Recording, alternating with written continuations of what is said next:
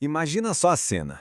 Um líder mundial no auge do poder, do luxo, que ouve uma notícia e decide largar tudo. Tudo mesmo, para ir viver num deserto. Parece roteiro de filme, né? Mas não é.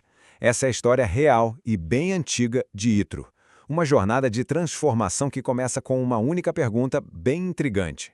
Pensa um pouco comigo. Que tipo de notícia seria tão poderosa, tão bombástica, a ponto de fazer alguém chutar o balde desse jeito? Trocar o maior conforto do mundo pela areia e pela incerteza? Pois é exatamente essa pergunta que move a história de Yitro, o sogro de Moisés.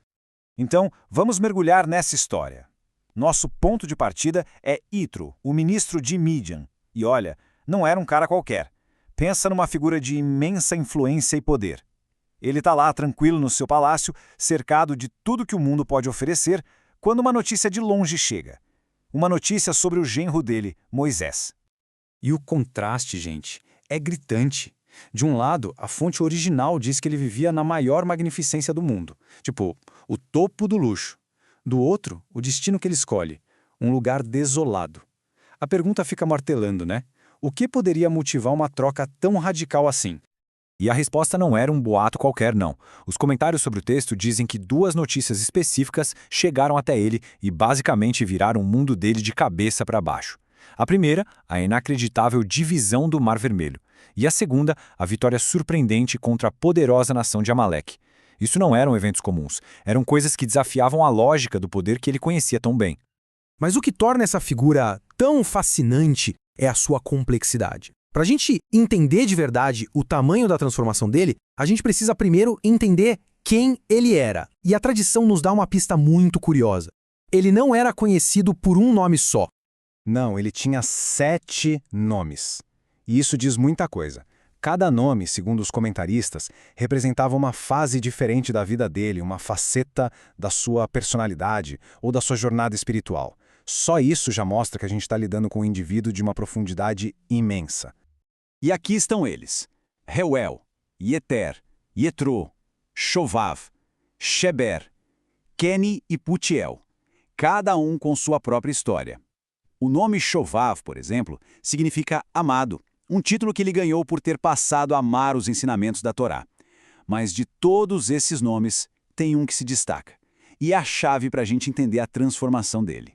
E aqui vem o pulo do gato. O nome Yitro foi dado a ele depois da sua conversão.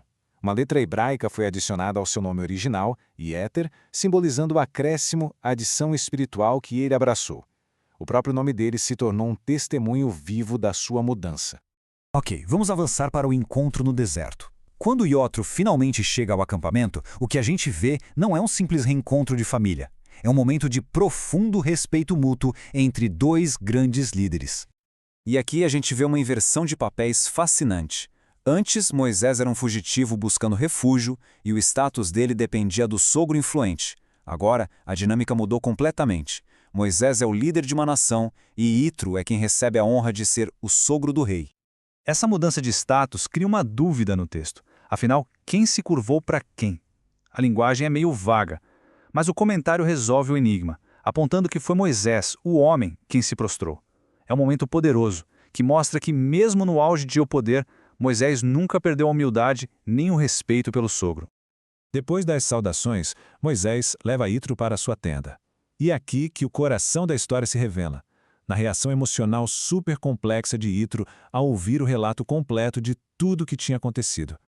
Moisés não mediu palavras. Ele contou a história toda, sem filtros. Não apenas os milagres, mas também todos os perrengues no caminho. O comentário explica que havia um propósito claro nisso. Era para atrair seu sogro para a verdade, não com uma história perfeita, mas com uma narrativa honesta e completa. A reação inicial de Yitro, no sentido mais simples do texto, é de pura alegria. Ele se alegra com todo o bem que foi feito para Israel, celebrando a libertação e... Mas a tradição do Midrash adiciona uma camada de profundidade impressionante. Diz que, junto com a alegria, a pele dele ficou arrepiada de sofrimento. Ele sentiu uma dor física, uma empatia profunda pela destruição dos egípcios, A alegria pela salvação não anulou a sua compaixão pela perda humana, mesmo a dos inimigos. Essa mistura de alegria e dor, de compreensão intelectual e sentimento profundo, leva Yitro ao clímax da sua jornada pessoal, a um momento de declaração definitiva. Moisés descreve o sustento milagroso no deserto, o maná caindo do céu, a água brotando de uma rocha. Ele conta sobre a vitória impossível contra Amaleque. Mas, em meio a todos esses prodígios, havia um feito que superava todos os outros em magnitude. O maior milagre, segundo o comentário, foi a própria fuga. A terra do Egito era como uma fortaleza impenetrável, uma prisão da qual nenhum escravo jamais tinha conseguido escapar. E, de repente, 600 mil pessoas simplesmente saíram. Foi um evento que quebrou as regras da história. E aqui está o ponto que torna a conclusão de Yitro tão poderosa. O texto nos diz que ele não era um estranho à religião. Pelo contrário, ele conhecia toda forma de idolatria no mundo.